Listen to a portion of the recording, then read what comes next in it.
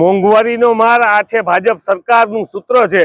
જ્યારે દેશમાં ગુજરાતમાં ને જામનગરની વાત કરીએ તો એક બાજુ ગેસની જે અછત થઈ છે, તાઇફાઓ કરે છે, મોટી વાતો કરે છે। ગુજરાત પ્રદેશ ભાજપના પ્રમુખ બફાટ કરે છે કે કોંગ્રેસના જે અમારા ઇન્દિરા ગાંધીની વાત કરતા હોય, નહેરુજીની વાત કરતા હોય કે એના સમયમાં બાટલા નહોતા, એના સમયમાં ચૂલા હતા, પણ આ સરકારે તમે જોવો છો એને પીછેહટ કરવી પડી અને 100 રૂપિયાથી વધારે પણ કેરોસીન દેવાની જાહેરાત કરી। આ નાકામી છે।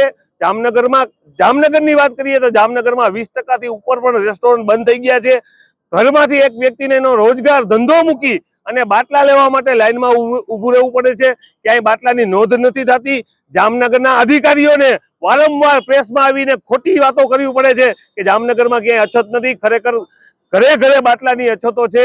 એક બાજુ બેરોજગારી, મોંઘવારી અને ભ્રષ્ટાચારે જામનગરમાં માજા મૂકી હોય। અમે વારંવાર કહી છીએ કે 40%ના ભ્રષ્ટાચાર જામનગરમાં છે અને આજે એને છાવરાવા જ્યારે મુખ્યમંત્રી આ જામનગરમાં આવતા હોય તો કોંગ્રેસ દ્વારા સખત એનો વિરોધ કરીએ છીએ અને અમારી માંગણી છે કે જે આ બાટલાની અછત છે, ઘરે ઘરે એક વ્યક્તિને લાઈનમાં ઊભું રહેવું પડે છે, એ ના ઊભું રહેવું પડે ને। જે સિલિન્ડર છે એ ઘરે ઘરે મળવો જોઈએ। આ જનતાનો હક છે, જનતાએ તમને મત આપ્યા છે, ત્યારે જનતા તમારી પાસે શું માંગે છે? એક અપેક્ષા રાખે છે કે સવારથી સુધી લાઈનમાં ઊભું રહેવાની।